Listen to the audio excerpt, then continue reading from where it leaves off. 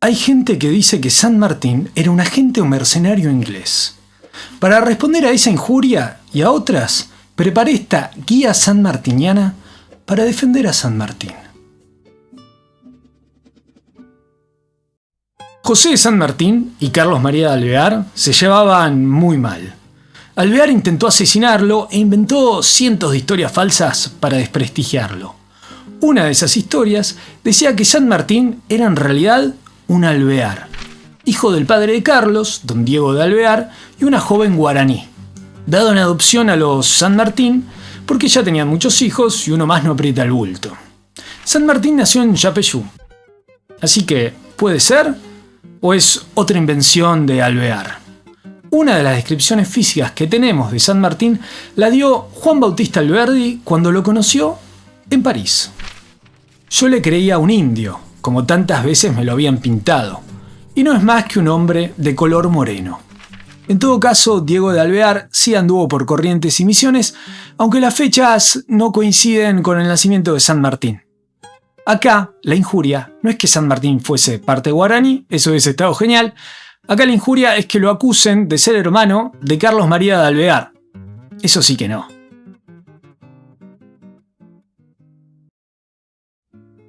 Una de las grandes incógnitas sobre San Martín es por qué decidió abandonar España y unirse a la lucha por la independencia americana. Hay gente que lo acusa de traicionar España.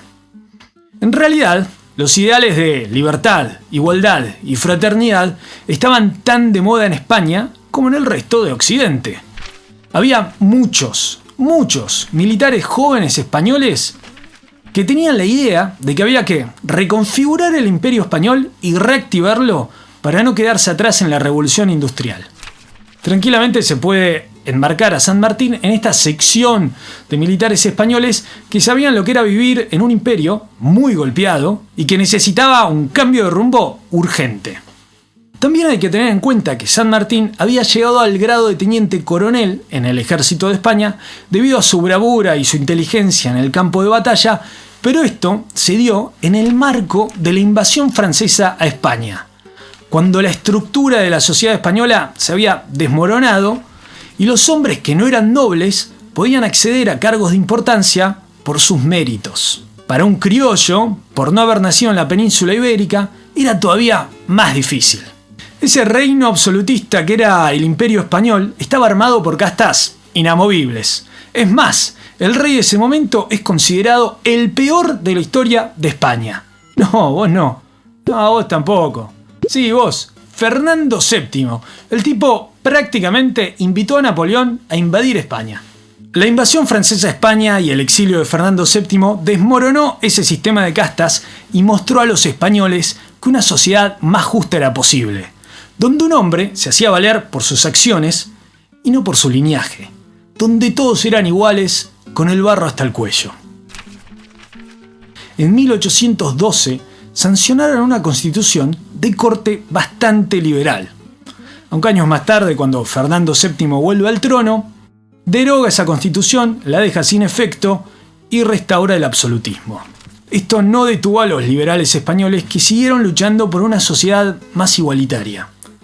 La historia de España del siglo XIX es prácticamente una lucha entre liberales y monárquicos. Me atrevo a decir que esa lucha terminó en 1939 con el fin de la Guerra Civil Española. ¿Saben quién traicionó a España? Fernando VII, el tipo que tenía toda su real fortuna en un banco en Inglaterra.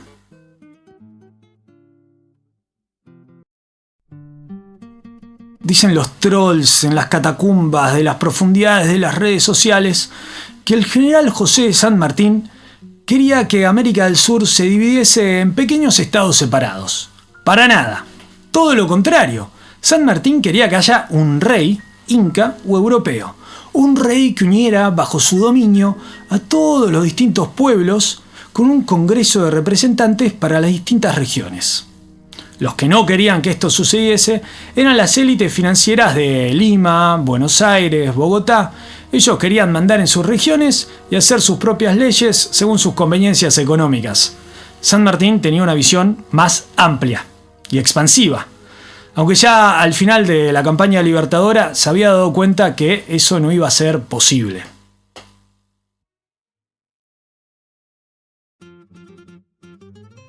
La mayor injuria es esa que dice que San Martín actuaba para intereses británicos. El general tenía amigos de Gran Bretaña, como el escocés James Duff y el inglés Guillermo Miller, ambos militares. También hay cartas de agentes británicos en las que escriben que San Martín era partidario de la nación inglesa y es perfecta su buena crianza y extremadamente placentero en sus modales y conversación. Estas cartas tienen una explicación muy simple. San Martín y los revolucionarios americanos necesitaban el apoyo de los ingleses para poder ganar la guerra de independencia. Era la única potencia que los podía ayudar. La otra era Francia, pero Napoleón había invadido España y quería el control de los virreinatos. Para que se den una idea, los rebeldes estadounidenses habían ganado su libertad con el apoyo de España y Francia. Sin la ayuda financiera y militar de estas dos naciones, hubiera sido imposible para ellos independizarse del Imperio Británico. Hay que tener en cuenta que al comienzo de la Guerra de Independencia, los británicos y los españoles eran aliados. Lo que Gran Bretaña buscaba en América del Sur era que los virreinatos abran sus puertos a las mercaderías británicas y también poder comprar materias primas a buen precio. Los líderes ingleses estaban divididos entre los partidarios de ayudar a la revolución sin tapujos y los que buscaban llegar a un acuerdo con España. El apoyo vino más que nada de capitales privados y de militares británicos que habían sido desmovilizados luego del fin de las guerras napoleónicas. De todas maneras, los rebeldes criollos se tuvieron que chamullar a los ingleses por años para poder seguir recibiendo la ayuda que necesitaban para ganar la guerra. Lo cual lograron, pero los ingleses se lo cobraron con intereses. Muchos intereses. También San Martín terminó peleado con el almirante de la escuadra chilena, el inglés Thomas Cochrane, cuando este incautó los tesoros públicos que San Martín había colocado en un barco de la escuadra, para poder cobrar su sueldo y el de sus marinos. Es que casi todo el ejército independentista estaba a punto de rebelarse por la falta de paga. Tanto era así que San Martín tuvo que tomar un préstamo de 2 privados para poder finalizar la guerra de independencia. Si bien Buenos Aires compraba armamento a los británicos y llenaba sus arcas públicas con los impuestos al comercio, no estaban interesados en ayudar a la campaña libertadora. San Martín también sufrió por años que no le paguen los sueldos, aunque eso lo voy a contar más adelante.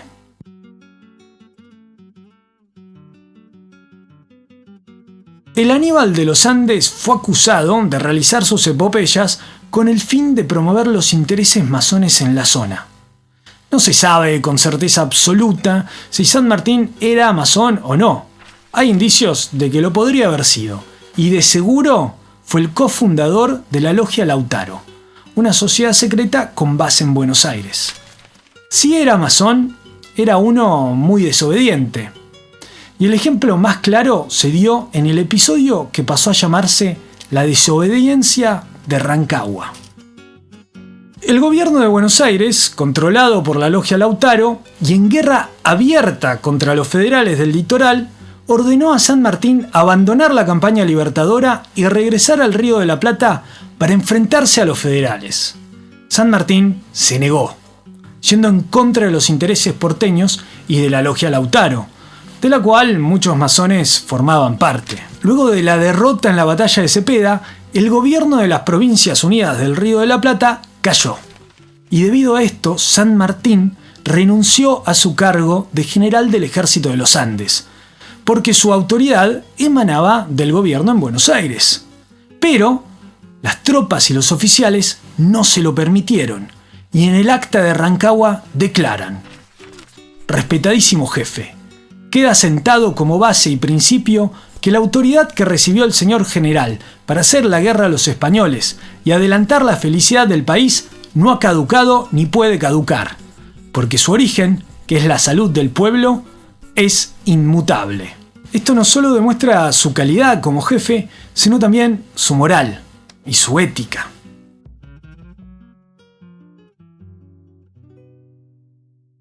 Después de la entrevista en Guayaquil con Simón Bolívar, San Martín abandonó el Perú y la vida pública. «Bolívar y yo no cabemos en el Perú», le dijo a Tomás Guido. «Los despojos del triunfo de cualquier lado a que se inclinase la fortuna los recogerían los maturrangos, nuestros implacables enemigos, y apareceríamos convertidos en instrumentos de pasiones mezquinas. No seré yo, mi amigo, quien deje tal legado a mi patria». San Martín regresa a Mendoza y ahí se entera de que su esposa, Remedios de Escalada, ha muerto. Decide entonces viajar a Buenos Aires para reencontrarse con su hija Mercedes. Antes de partir, recibe una carta de Estanislao López, el caudillo de la provincia de Santa Fe, en el que éste le avisa que el gobierno de Buenos Aires espera su llegada para apresarlo, hacerle juicio y fusilarlo por negarse a combatir a los federales. Estanislao López también escribe esto: «Siento el honor de asegurar a vuestra excelencia que a su solo aviso estaré con la provincia en masa a esperar a vuestra excelencia en el Desmochado, para llevarlo en triunfo hasta la Plaza de la Victoria». José de San Martín contesta que «no puedo creer tal proceder en el gran pueblo de Buenos Aires. Iré, pero iré solo». San Martín viaja a Buenos Aires y se entrevista con las autoridades y les deja bien en claro que no tiene ninguna intención de involucrarse en política y que pretende dejar América y embarcarse a Europa con su hija. San Martín sabe que de quedarse será solo una cuestión de tiempo hasta que se vea forzado a luchar por su vida contra sus hermanos americanos. Viaja a Europa y en Escocia visita a su amigo James Duff y pretende instalarse en Londres, pero la ciudad resulta demasiado cara para él. Así que termina instalado en Bruselas, donde vive su hermano, y donde padece dificultades económicas, ya que el sueldo que debía recibir del Perú o no llega, o llega tarde, o llega solamente parte de él, y además la moneda del Perú se devalúa. Todo este tiempo él todavía quiere regresar a Mendoza, a su chacra, pero sabe que con Rivadavia en el poder su vida correría peligro. Cuando finalmente Rivadavia se ve forzado a renunciar y Manuel Dorrego asume como gobernador de la provincia de Buenos Aires, San Martín regresa al Río de la Plata. Tal vez para instalarse ahí nuevamente y de seguro para arreglar las cuentas en las pocas propiedades que tiene en América. Pero nunca llega a desembarcar en Buenos Aires. Manuel Dorrego es fusilado por el general Juan Lavalle y las provincias se sumergen otra vez en una guerra civil. San Martín prefiere no involucrarse y se embarca de regreso a Europa para nunca regresar a América. De regreso en Europa, su suerte económica cambia cuando se reencuentra con su viejo amigo español Alejandro Aguado, un banquero y comerciante afincado en París y considerado el hombre más rico de Francia. Aguado convierte a San Martín en su albacea testamentario y en el tutor de sus hijos. Además, lo hace heredero de todas sus alhajas y sus condecoraciones personales. Cuando Aguado muere en 1842, San Martín es el encargado de repartir toda su fortuna, valuada en unos 60 millones de francos, lo cual no sé a cuánto equivaldría al día de hoy. Tal vez alguien pueda hacer la cuenta y ponerlo en los comentarios. En 1842, San Martín le escribe a su amigo Guillermo Miller: «Mi suerte se halla mejorada, y esta mejora es debida al amigo que acabo de perder, al señor Aguado, el que, aún después de su muerte, ha querido demostrarme los sentimientos de la sincera amistad que me profesaba, poniéndome a cubierto de la indigencia».